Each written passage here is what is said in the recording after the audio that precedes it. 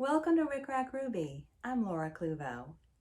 Today we are making the Gypsy Rose necktie bag. In part 1 of the tutorial, we will construct and line the bag, and we will create an elastic casing. In part 2, we will make the rose and the leaves and attach them to the bag. This is part 1, so let's get started.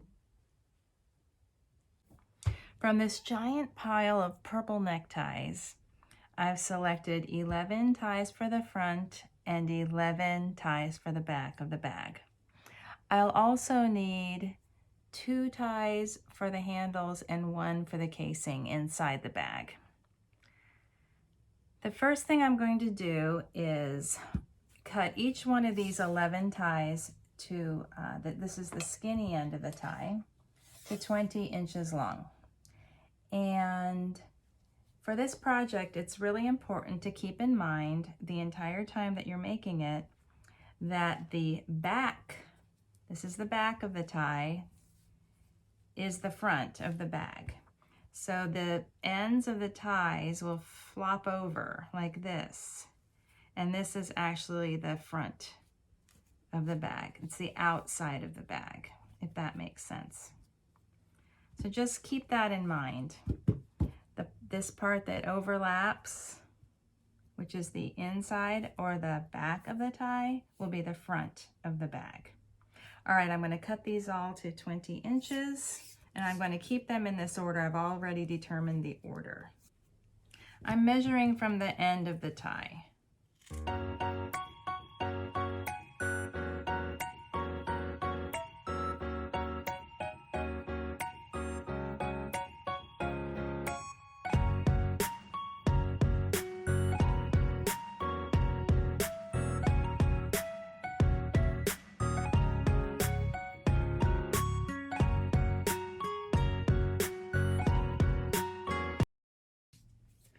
This is one of those projects where everything does not have to be perfect.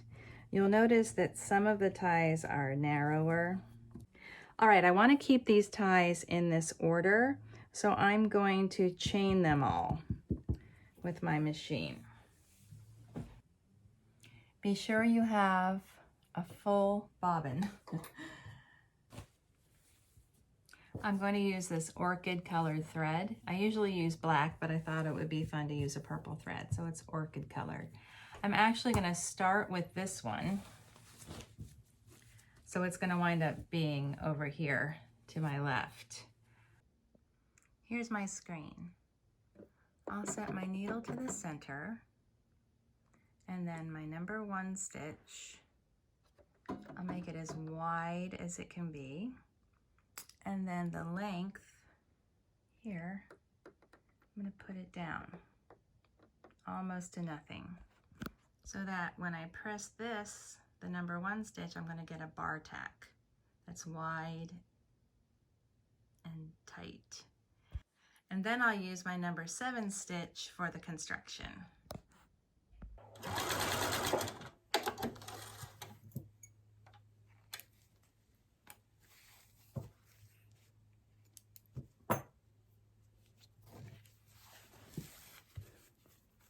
I've begun the construction. Starting at the bottom, the cut edge, there's my little bar tack and my triple zigzag all the way up to here, where there was a bar tack that was employed in the construction of the actual tie. So I just went over that bar tack. And then the next tie, the same thing, bar tack and triple zigzag all the way up to where that bar tack was. And then I measured up 13 inches and I placed a pin here. And then I did the bar tack and the triple zigzag all the way up to the 13-inch mark. I'm always working from the wrong side. Oh, and see how these didn't line up exactly? This one's a little bit longer. That happens. Anyway, it doesn't matter. This is not a project for perfectionists. These will be all sort of random. In fact, there's a lot of random elements to this project, which I think just makes it fun. The bias nature of the way that the ties are constructed results in a little curve. Sometimes it's really hard to avoid that. I've tried everything. I've tried pulling, stretching, pinning, and everything, and it doesn't really matter in the end. It'll be fine, so don't worry about it. As I'm sewing on my machine, the action of the machine is making the camera shake. So I will just pause in between and tell you what I'm doing. The next thing I'll do is bar tack and triple zigzag and then join to this. I'm always going to keep an eye on this tie right here. It will always be my left tie. And I love the way this purple thread looks, so I'm just going to go ahead and join all 11 of these ties. And if I think of something interesting to share with you, I will stop and explain. It's very important to do the zigzag, and you can just use a regular zigzag. If your machine doesn't have a triple zigzag, you can just do a zigzag. And what you want to do is just come over that center seam, follow that center seam, because it's vulnerable to coming apart there, and you don't want the whole thing to come apart. So now I'm going to add this. I have the first 4 ties sewn together. Here's how they look. They're starting to curve a little bit. I love the purple stitches. I'm going to go ahead and add the remaining 7 for a total of 11 for the front and the back. I sew on a Bernina. It's a Bernina Artista 165. It's definitely not the latest model, but it works for me. Done. Here is I think that this will be the back, and then here is the front. So now I just want to make a note of which ties are on the ends, and so now I'm making sure I have these with the wrong side of the tie up. This is the outside of the bag. And I'm going to join the front to the back, making a note of which ties are the edges. I'm going to sew this all the way up to the 13-inch point, to right about to here.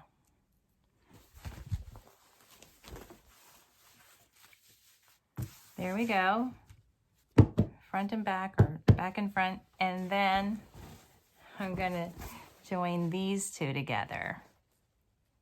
It's a little bit trickier because you're just working with a lot of fabric and it's kind of thick and awkward, but I just go slowly and it works out fine. Remember, the wrong side of the ties are on the outside of the bag. So to construct the bag, you'll have to put the right sides together. So with the right sides together, I stitched across the bottom, and I remembered which ties I had on the ends of the front and the back. And then I boxed off the corners, which is easy. You just sew across and then clip those triangles off. But I'll be showing that again when we make the lining, just in case you're not sure how that works. Here's the opposite corner. So now I'll turn it right side out.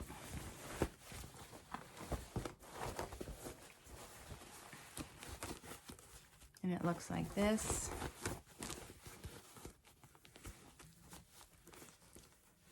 Nice corners, a seam across the bottom.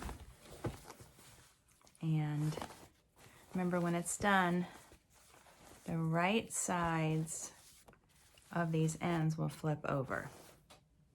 So the straps will be attached to the inside of the bag on the sides. So these 2 ties, as they come up, this is the side of the bag. So I'm going to attach the strap right in here. To make the straps, I like to use stripe ties, but I didn't have 2 stripe ties in purple. But I had one, and then I have this other one that is close enough. I like to have 2 ties for the straps that are about the same width.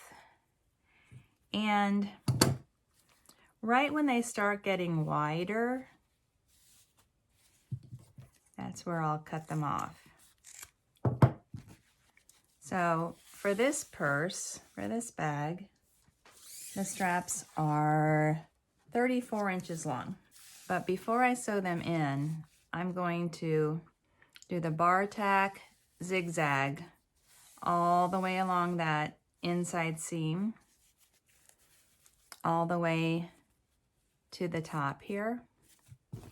And same thing with this one. Bar tack, zigzag, zigzag, zigzag, zigzag, all the way to the bar tack. This bar tack shows very well right there. So I'm going to zigzag and then bar tack right here.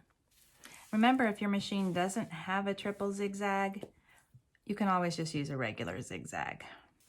My straps are ready, and I'm going to pin and stitch them to the insides of the bag. Here's my little boxed corner. So now these 2 are the side of the bag. So I'm going to take this strap and I'm going to put it with the wrong side here.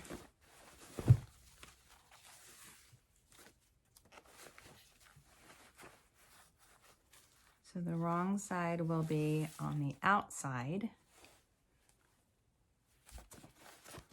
And I'm going to pin it to the side of the bag, centering it between those 2 side ties about an inch down from the top of the stitched together seams. So about right here on this side, and then on the other side, here's the corner. So these 2 are the edges. So I'm going to put the wrong side of this second strap in the same way, about an inch down to the inside. Remember, I've already turned this right side out, about right here. And then I'm going to secure these straps by straight stitching across right here. Back stitch, across, back stitch.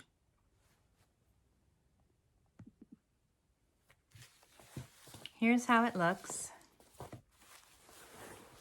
The strap sewn to the inside, just a straight stitch. And as you're sewing, be careful to keep all of these ends free so they don't accidentally get caught underneath there. I'm going to set this aside and we'll start on the lining now. I've chosen this Tim Holtz fabric.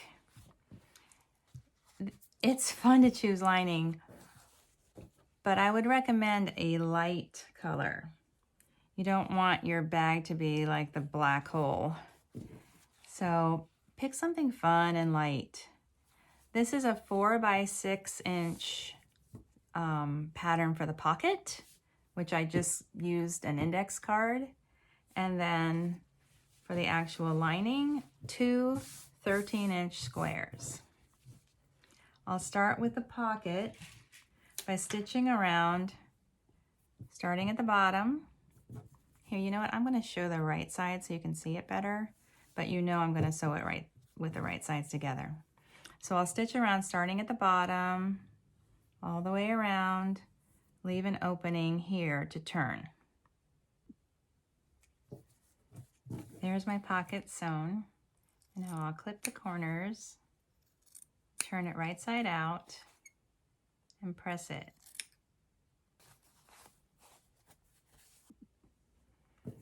There's my pocket turned and pressed, and now I'll top stitch about 1/8 of an inch down from the top.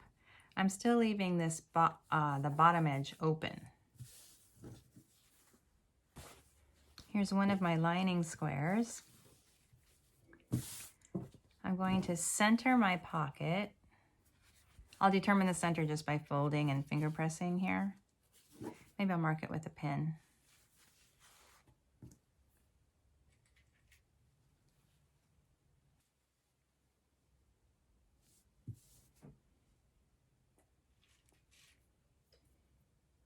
I'm lining it up about 2 inches down from the top edge of the lining.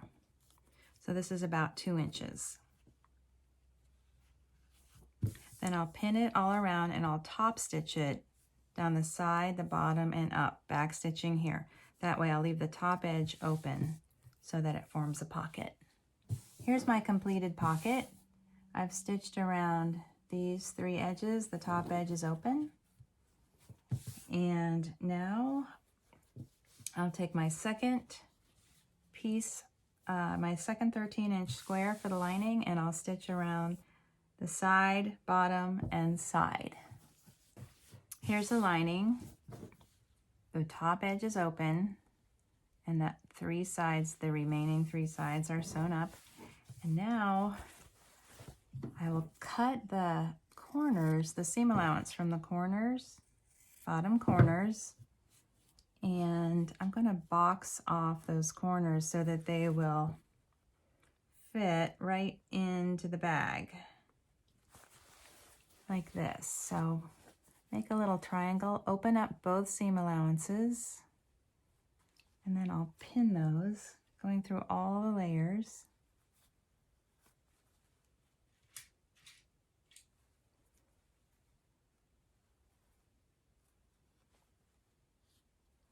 And then I'll come up about 1.5 inches and sew straight across. So it looks like that. And then I'll trim it off about 1/4 inch from the seam. And then I'll repeat for the other corner here. Same thing. Flatten out the seam allowance, both sides, pin and stitch across. There's my second corner. Just trim that off. Now I have a nice boxed bottom, and this should fit right into my bag.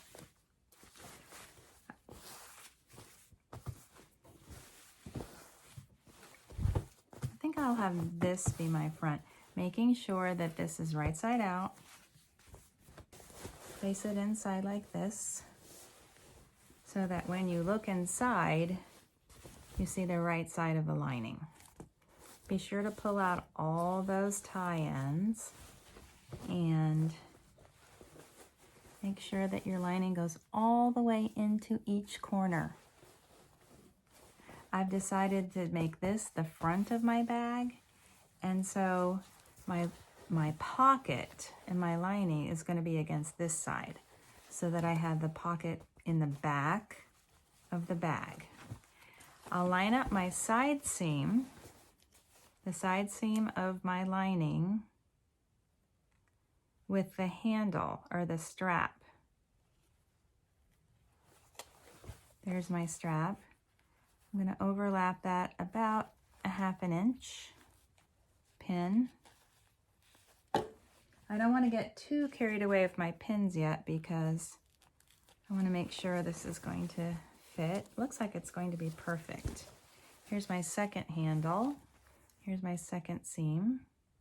So I'll open up that seam allowance, overlap that strap by about 1/2 inch.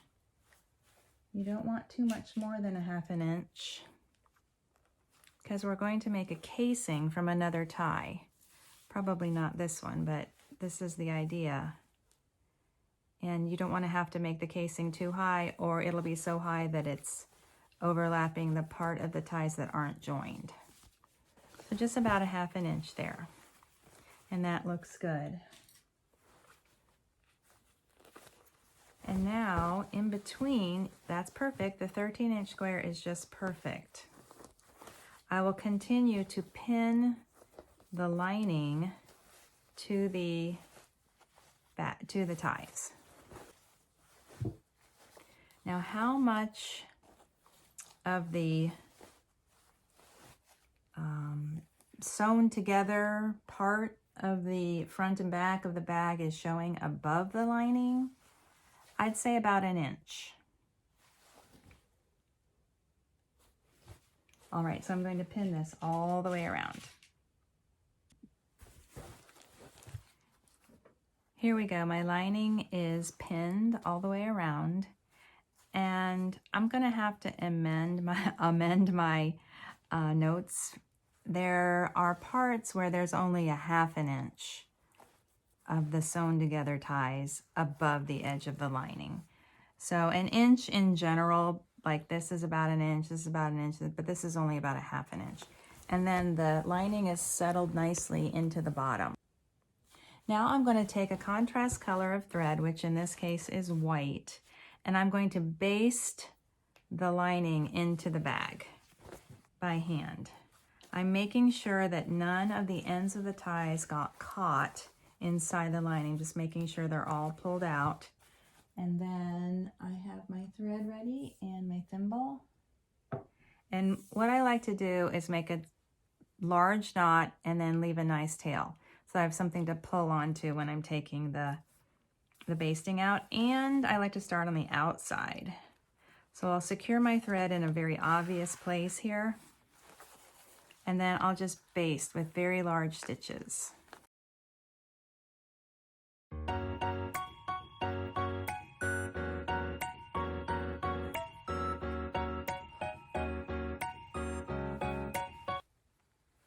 When I get to the sides where the straps are, it's a lot of thickness to sew through, so just be prepared. That's why I like to use a thimble. So I have something to push with.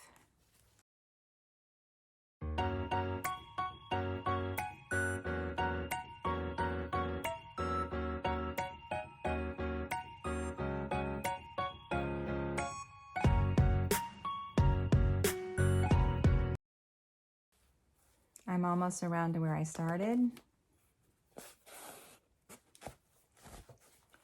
So I'll just take a couple more stitches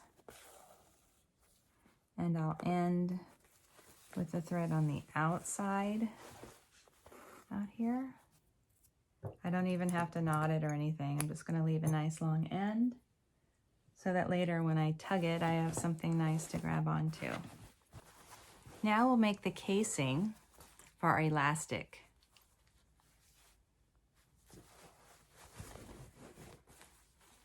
I've selected this tie for my casing, and the idea is that the casing is applied along the top edge of the lining, and then we're going to pull an elastic drawstring through it. So the trick is to, oh yeah, this is it. Here's the pocket. So I like to start about here. Here's the pocket, and then sort of pin every couple of inches.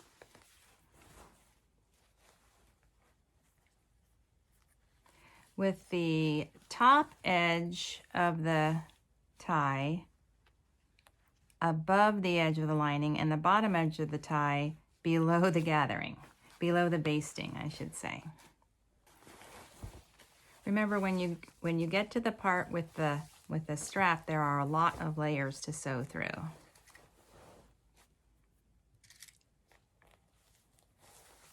You don't have to pin every single tie. We're just sort of gauging how much tie we need. It's hard to determine the exact length that you'll need without really pinning it in place. This is really just to determine the length of the casing. This is the important part right here. What I want is for this tie to be overlapped by the point just a little bit so that I can peel this back and have enough room to thread the elastic through. So in other words, I want it to overlap about I'm going to say a 1/2 inch from the side of this tie. And then on the underside of my casing, I don't want this to be falling apart. This seam can open up, so I will find that little basting stitch inside and pull it up. Here it is. Can you see it? Okay, let me put it against the white. Okay, see? And now I'm going to stitch across here to secure this basting thread. And I know this is the correct length, so now I'm not worried about unpinning it. I've threaded my machine with black thread in the top, and I've kept the lavender, the orchid color, for the bobbin because I think that'll look better on the underside. Now I'm going to pin this again in the same way, starting with this cut edge.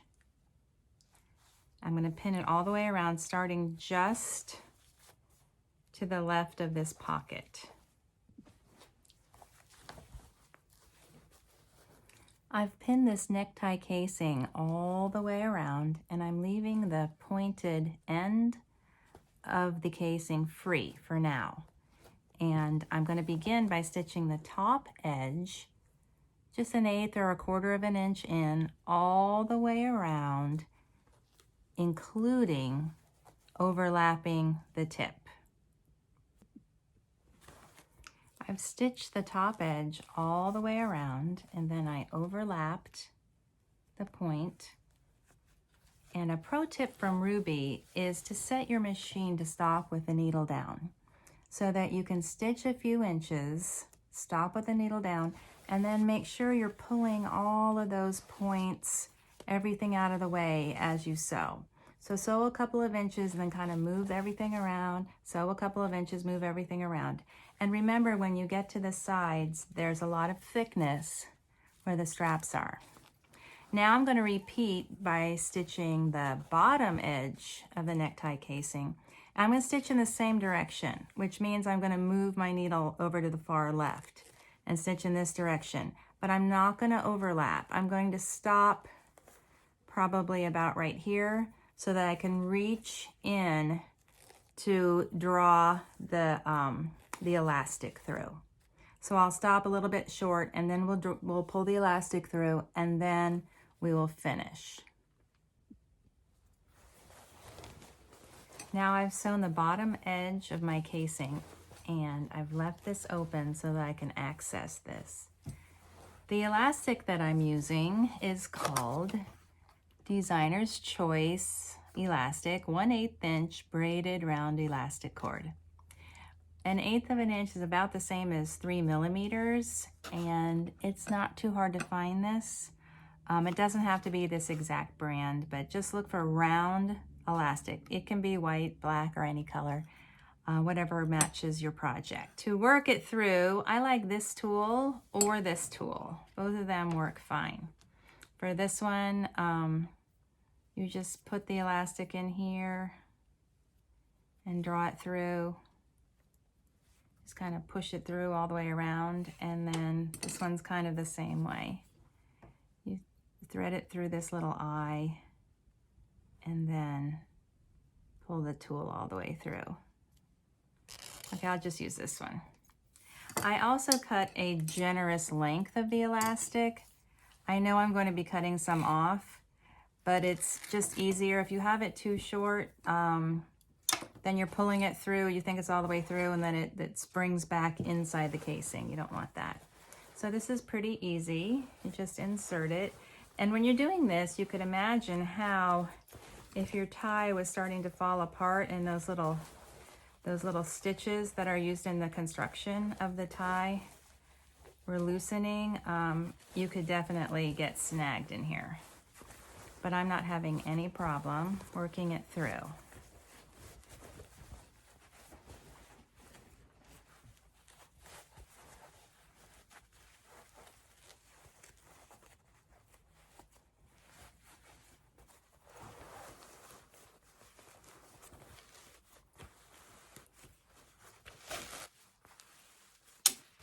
Nice and easy.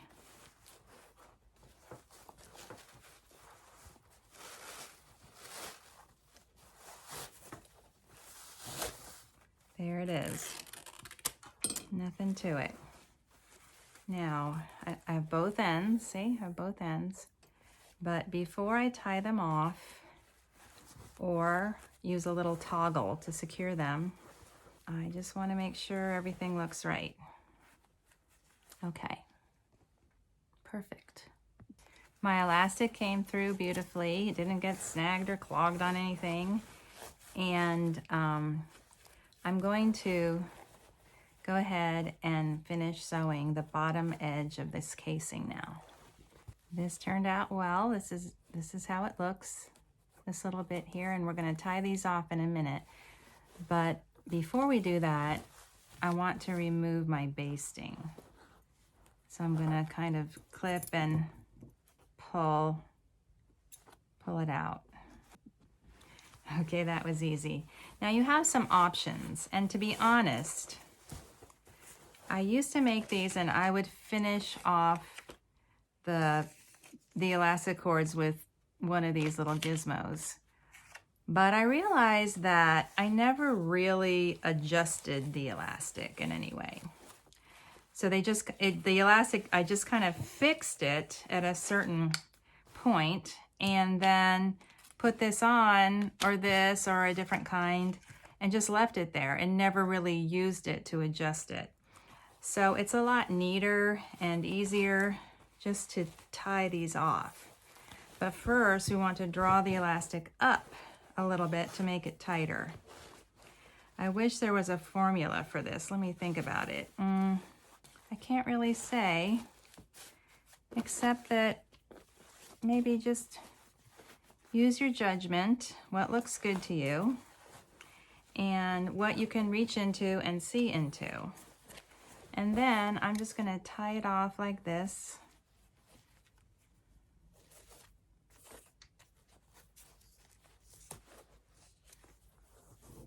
And then here it is like this, just a knot like this, pulled nice and tight. And then I'll cut it off. Then I want this knot to slip back inside underneath the end of the casing, so the knot is tucked inside. And there's a certain amount of play. You can make it as tight or as loose as you like. Then I'll tie these straps into a square knot, like this. There's no real secret to it. And you can try it on and adjust the length however you like. This turned out really cute. The bag is not done until we make the rose. I call this the Gypsy Rose necktie bag. And so there's a necktie rose that we will make and we'll place on one side or the other, but I'm afraid this is going to be such a long video, a long tutorial, that I want to divide it into two parts. So I'm going to call this the end of part 1, and I'll continue in a minute with the rose. Thank you for watching my tutorial. This has been part 1 of the Gypsy Rose necktie bag. In part 2, we'll construct the rose and attach it to the bag. Thank you for watching my tutorial. If you're enjoying my videos, please like, share, and subscribe.